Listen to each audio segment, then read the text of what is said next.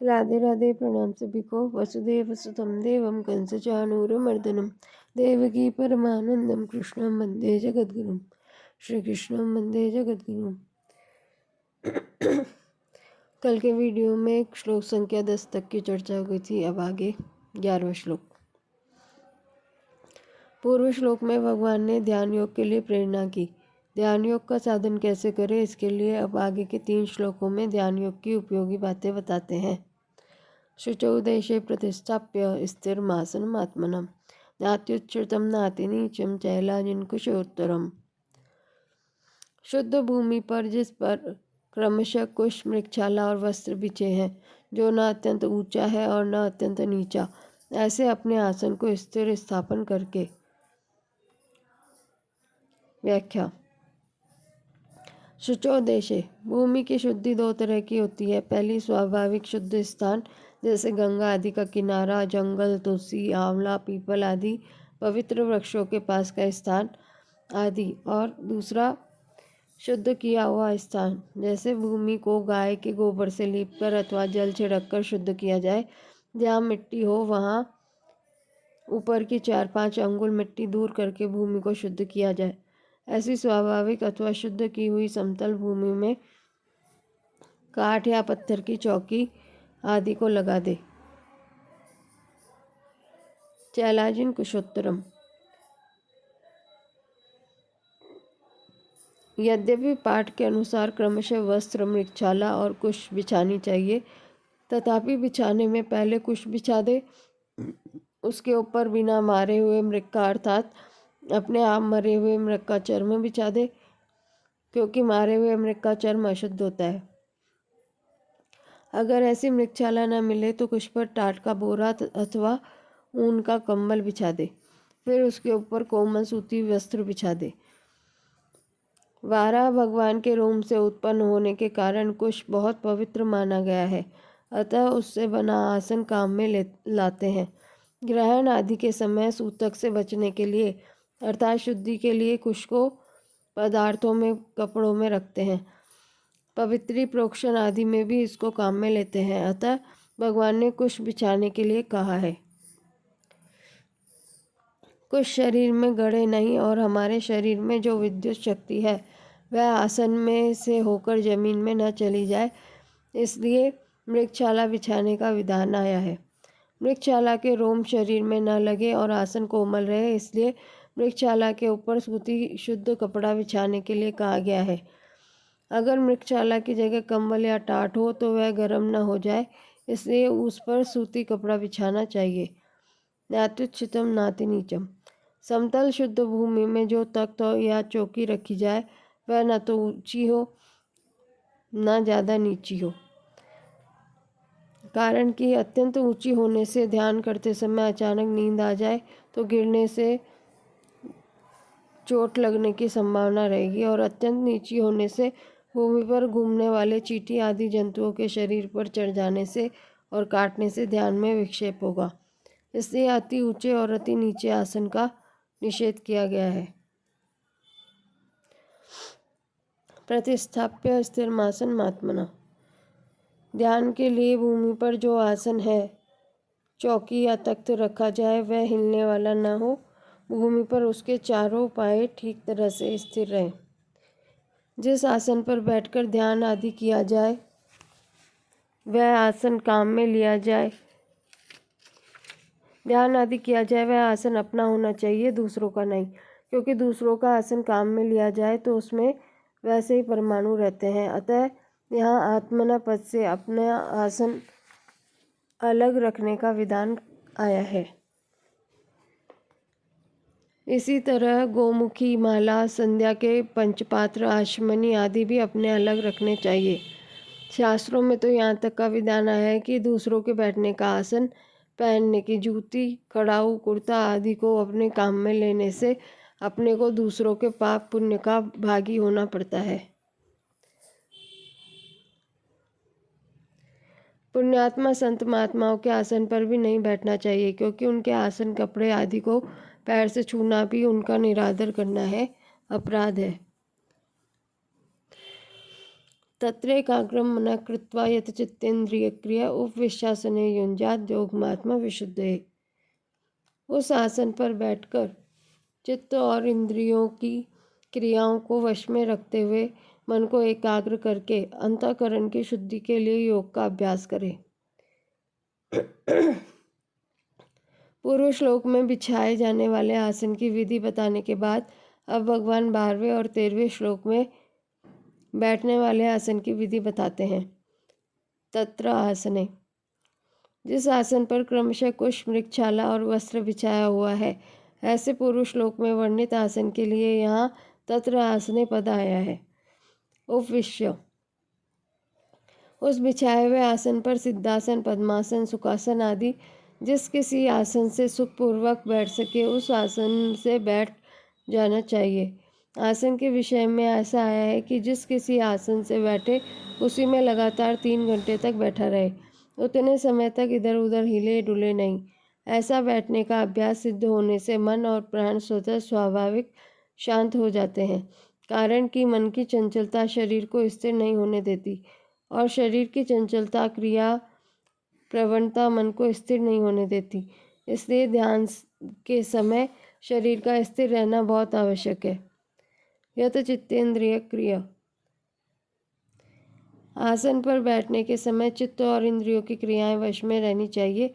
व्यवहार के समय भी शरीर, मन, इंद्रियों आदि की क्रियाओं पर अपना अधिकार रहना चाहिए, कारण कि व्यवहार काल में चित्त और इंद्रियों की क्रियाएं वश में नहीं होगी तो ध्यान के समय भी वे क्रियाएं जल्दी वश में नहीं हो सकेगी।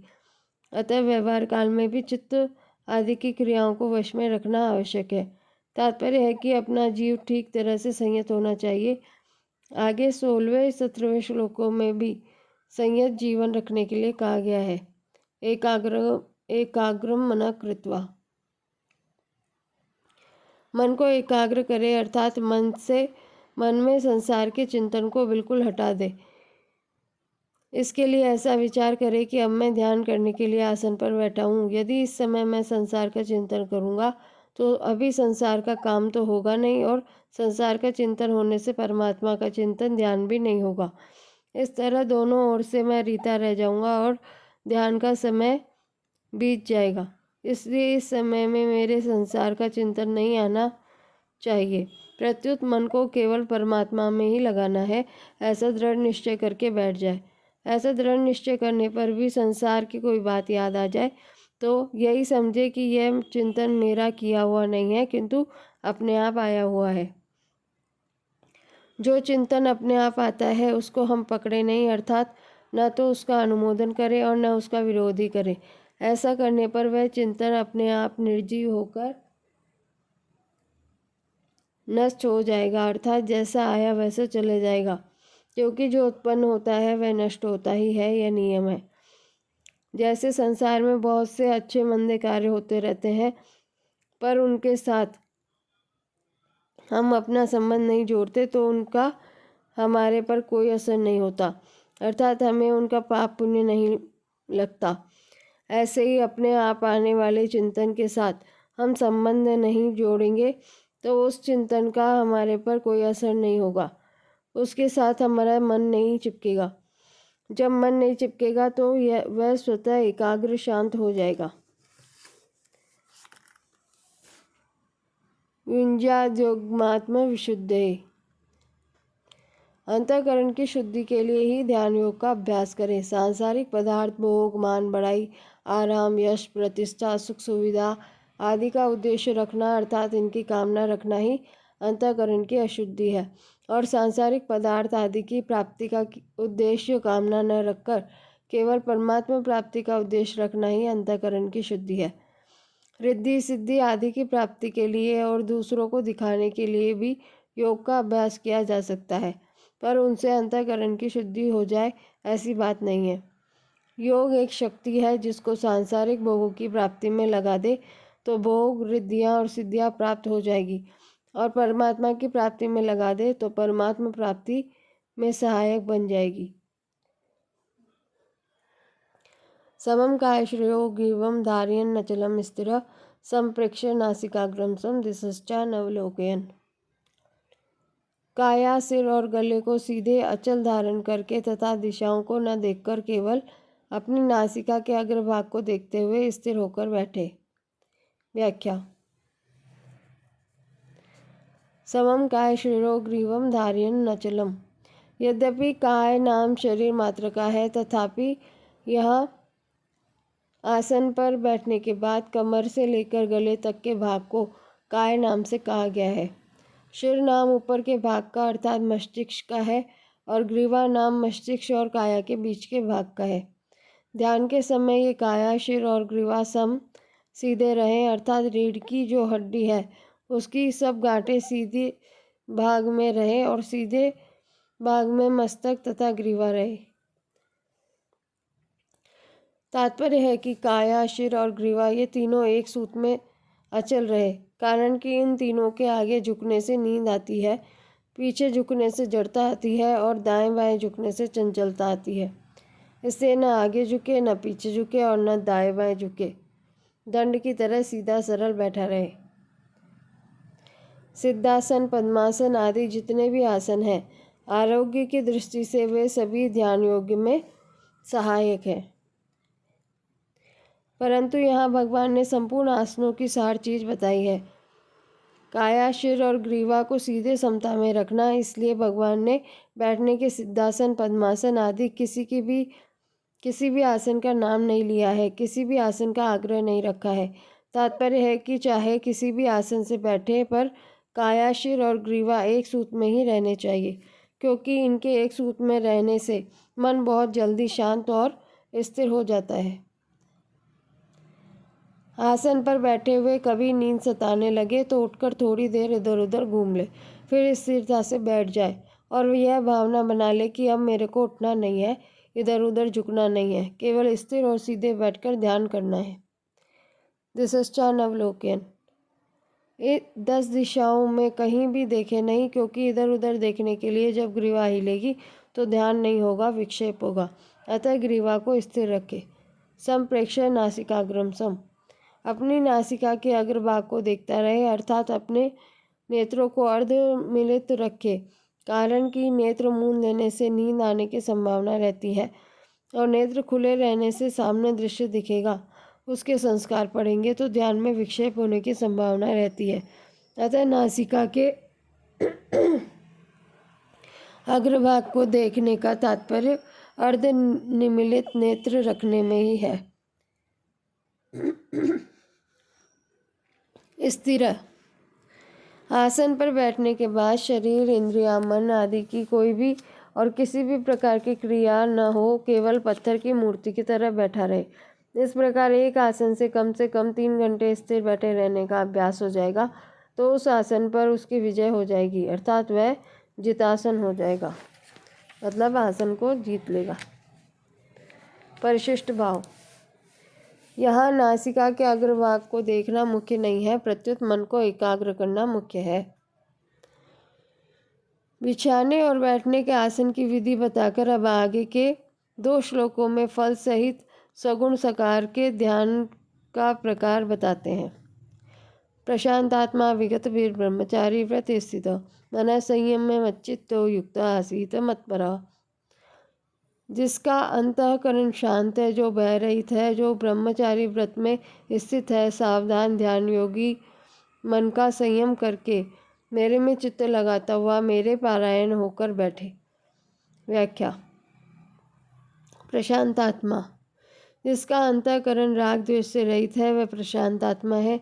जिसका सांसारिक विशेषता प्राप्त करने का, रिद्धि सिद्धि आदि प्राप्त करने का उद्देश्य न होकर केवल परमात्मा प्राप्ति का ही दृढ़ उद्देश्य होता है, उसके राग द्वेष शिथिल होकर मिट जाते हैं। राग द्वेष मिटने पर स्वतः शांति आ जाती है, जो कि स्वतः सिद्ध है। तात्पर्य है कि संसार के संबंध के कारण ही हर्ष, शोक, राग द्वेष आदि द्वंद्व होते हैं और इन्हीं द्वंद्वों के कारण शांति भंग होती है। जब ये द्वंद्व मिट जाते हैं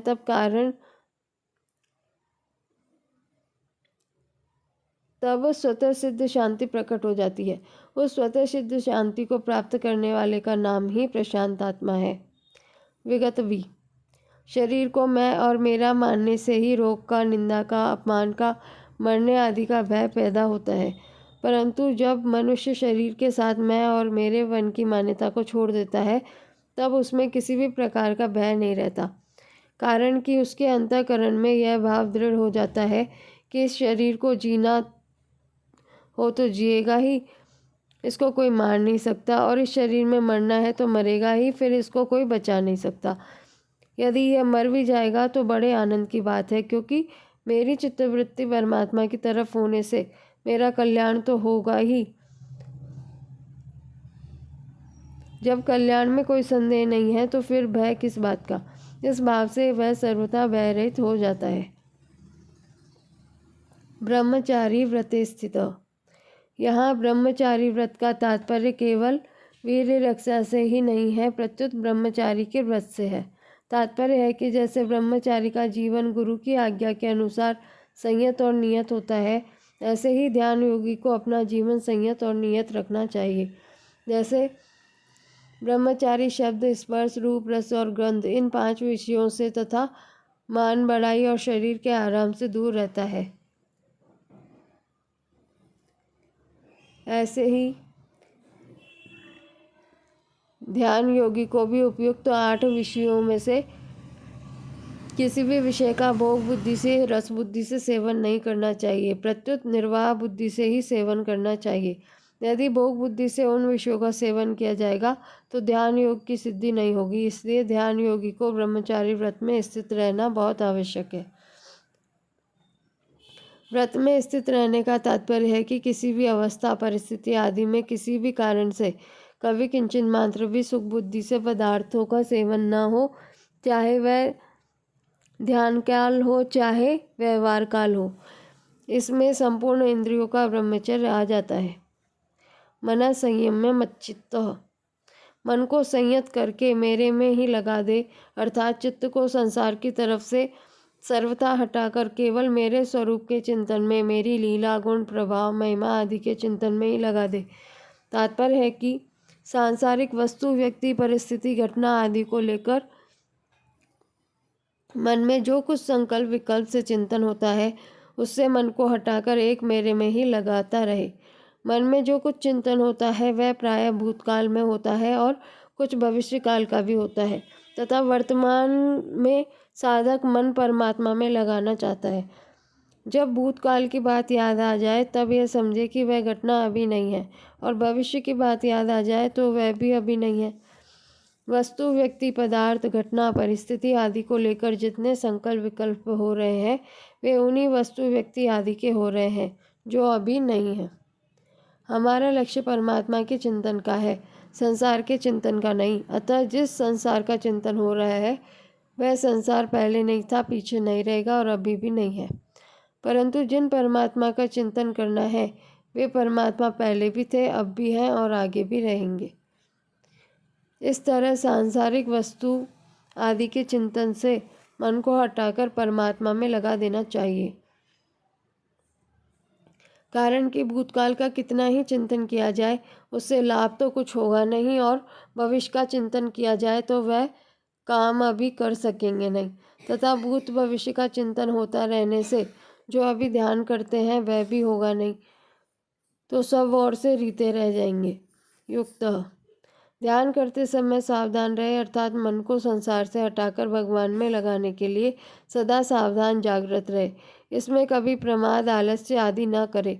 तात्पर्य है कि एकांत में अथवा व्यवहार में भगवान में मन लगाने की सावधानी सदा बनी रहनी चाहिए, क्योंकि चलते फिरते काम धंधा करते समय भी सावधानी रहने से एकांत में मन अच्छा लगेगा, और एकांत में मन अच्छा लगने से व्यवहार करते समय भी मन लगाने में सुविधा होगी। अतः ये दोनों एक दूसरे के सहायक हैं, अर्थात व्यवहार की सावधानी एकांत में और एकांत की सावधानी व्यवहार में सहायक है। आसीत मत्पर। केवल भगवत परायण होकर बैठे, अर्थात उद्देश्य, लक्ष्य, ध्येय केवल भगवान का ही रहे। भगवान के सिवाय कोई भी सांसारिक वासना, आसक्ति, कामना, स्पृहा, ममता आदि न रहे।